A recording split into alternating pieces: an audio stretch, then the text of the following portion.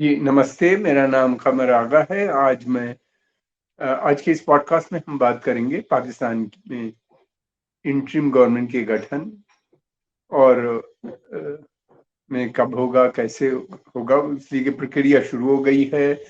और शहबाज शरीफ अब प्रधानमंत्री केयर टेकर बन गए होंगे, इसलिए कि नए केयर टेकर प्राइम मिनिस्टर की अभी तक नियुक्ति नहीं हो पाई है और असेंबली डिसॉल्व हो गई है। कल रात देर गए प्राइम मिनिस्टर शहबाज शरीफ के रिकमेंडेशन पे प्रेसिडेंट ने ये असेंबली को डिसॉल्व कर दिया। अब नई असेंबली में कौन केयर टेकर प्राइम मिनिस्टर बनेगा, इसके ऊपर सहमति अभी तक नहीं बन पाई है।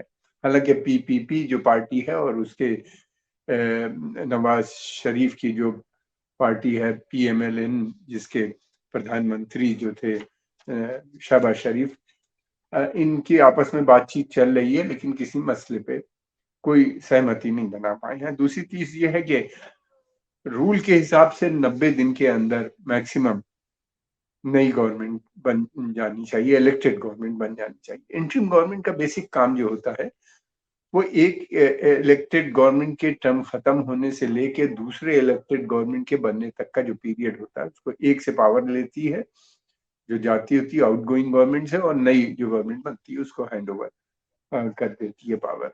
इनके पास बहुत ज्यादा पावर नहीं होती है, ना तो कोई बड़ा अपॉइंटमेंट कर सकते हैं, ना ट्रांसफर कर सकते हैं, ना कोई मेजर चेंजेस कर सकते हैं। बस ये है कि इनको सरकार चलानी होती है और दूसरे इंस्टीट्यूशन और खासतौर से इलेक्शन कमीशन के और जो पाकिस्तान का है उसके साथ मिलकर काफी इनको काम करना पड़ता है। फिर ये भी है कि इनके साथ इनको वो भी उसका भी देखना पड़ता है कि लॉ एंड ऑर्डर जो रहता है उसकी काफी वो रहती है इम्पोर्टेंस। तो लॉ पाकिस्तान में क्योंकि लॉ एंड ऑर्डर सिचुएशन बहुत खराब है, तो इस कारणवश इनको सिक्योरिटी एजेंसीज, आर्मी, ये सब मेजर होती हैं। वैसे भी पाकिस्तान में सिक्योरिटी एजेंसीज जितनी भी हैं या सेना, जिसको वो लोग इस्टेब्लिशमेंट भी कहते हैं, उसी के पास सबसे ज्यादा पावर रहती हैं। गवर्नमेंट के पास लिमिटेड ही पावर रहती हैं। और ये देखना ये है कि अब इलेक्शन प्रोसेस कब से शुरू होता है। ये प्रोसेस तो जरूर शुरू होगा। इमरान खान जिसमें इलेक्शन नहीं लड़ पाएंगे, अब देखना ये कि क्या उनकी पार्टी को इजाजत होगी इलेक्शन लड़ने के लिए। इसी की जिस तरह से दमन हो रहा है उनकी पार्टी के लीडरों का, जितने बड़े लीडर हैं ज्यादातर उनमें से उनको गिरफ्तार कर लिया गया है, जेल में है। और सेकंड रैंक और थर्ड रैंक लीडरों को स्मॉल शहर, छोटे छोटे शहर, गांव तक में प्रेशर बना हुआ है, वहां पे भी काफी लोगों को अरेस्ट किया गया है। और दूसरी बात यह है कि पार्टी जो है उनकी लीडरलेस एकदम हो चुकी है। और मुझे नहीं लगता कि इमरान खान शायद जेल से भी बाहर आ पाएंगे। अगर आर्मी का बस चलेगा तो मैं नहीं समझता, इसलिए कि हमने पहले देखा है जो भुट्टो का हशर हुआ था जब जेल में गए थे। मैं ये नहीं कह रहा हूँ कि ऐसा उनके साथ भी होगा, लेकिन ये कि सेना बहुत रुथलेसली मसलों को दबाती है, कहीं की भी हो। पाकिस्तान की तो बहुत ही ज्यादा सेना जो है वो इसने इतना दमन किया है मुल्क के अंदर भी, और फिर बांग्लादेश में जो इसने किया है वो बहुत ही घृणा वाला है।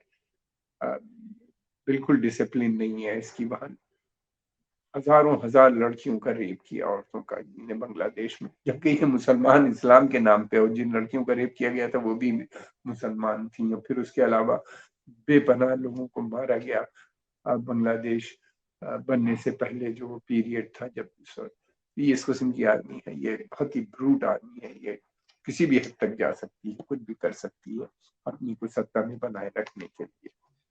दूसरी बात ये भी है कि अब हमें देखना यह है कि पाकिस्तान में किस तरह सियासत बढ़ती है। पाकिस्तान में जो है ये जो सबसे बड़ी बात यह है कि वहां पे एक समस्या और खड़ी हुई है, इसलिए कि सरकार ने यह भी कहा है कि सेंसस रिपोर्ट भी आ गई है और उसमें पाकिस्तान की पॉपुलेशन अब बढ़ के 25 करोड़ हो गई है। तो नई असेंबली का कॉन्स्टिट्यूएंसीज जो है उनका डिमार्केशन होना है, बंटवारा होगा और नए लोग हो सकता है कि कुछ कॉन्स्टिट्यूएंसी बढ़ भी जाए या उन्हीं में बढ़ाया जाए लोगों को।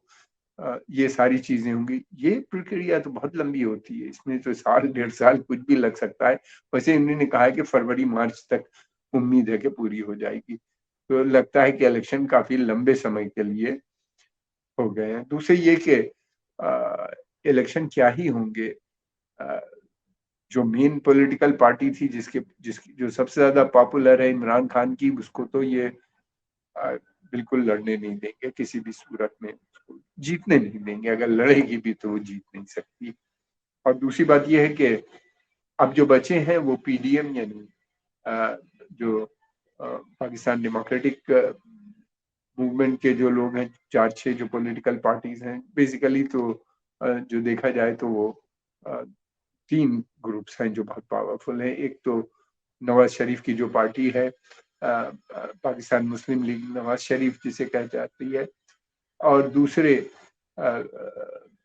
भुट्टोस की जो पार्टी है पीपीपी यानी पीपल्स पार्टी ऑफ पाकिस्तान। और तीसरा इम्पोर्टेंट ग्रुप इसके अंदर है जमातुल उलमा इस्लाम, मौलाना फजलुर रहमान का। इनके बहुत मदरसे हैं, इनके बड़ा घनिष्ठ संबंध है वहाँ पे सेना के साथ। और इन्हीं के मदरसों से और दूसरे जो देवबंद वाले मदरसे थे उन्हीं से निकले हुए लोग तालिबान हैं। स्टूडेंट्स जो निकले थे जिन्होंने संगठन बनाया तालिबान है। तो ये एक बड़ा इनका इन्फ्लुएंशियल बैक है। फिर पाकिस्तान की सेना को और धार्मिक कट्टरपंथी संस्थाएं जो है उनकी भी सपोर्ट हासिल है, जैसे वहाँ की जमात इस्लामी है या तबलीग तबलीग जमात जो है वो डायरेक्टली बात नहीं करती, मगर वो माहौल ऐसा बना देती है एक्सट्रीमिज्म का। वो बातें इस तरह की करती है कि इस्लाम में डेमोक्रेसी का कोई रूल नहीं है, इस्लाम को एक सख्त हुकूमत की जरूरत है, इस्लाम में औरतों का कोई रोल नहीं है, इस्लाम में वो जिस तरह का माहौल बनाते हैं उसका फायदा सेना को ही होता है, डेमोक्रेटिक फोर्सेस को फिर नहीं होता। ये केवल वहीं तक सीमित नहीं है, पूरे आलम इस्लाम में यही हाल है सब जगह के ऊपर। और इसीलिए पूरे इस्लाम में डेमोक्रेसी आपको नजर नहीं आएगी।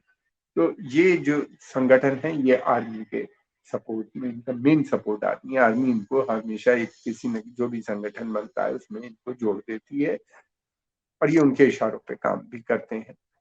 और पाकिस्तान बना भी धर्म के नाम पे था और इनका मानना भी ये है कि वहाँ की सेना भी यही कहती है कि धर्म जो है वो अपने को स्वयं वो कहती है कि उससे पाकिस्तान की जो रिपब्लिक बनाई है उसके वो मुहाफिज है। वहाँ की सेना का मानना ये है, यानी वही इसी बेसिस पे वो अपना सबसे पावरफुल इंस्टीट्यूशन बना के रखते हैं। और प्रचार भी यही होता है कि सेना के बगैर मुल्क चल नहीं सकता। ये अजीब विडंबना है।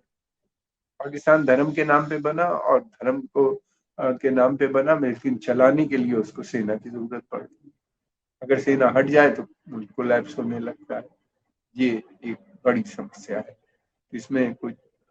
और धर्म के नाम पे बना तो पहले तो बांग्लादेश अलग हो गया, अब ये है कि खैबर पख्तूनख्वा यानी पश्तून डोमिनेटेड एरिया में भी इस तरह की बातें अलगाववादी तत्व बहुत स्ट्रांग होते चले जा रहे हैं और बलूचिस्तान में तो काफी समय से है।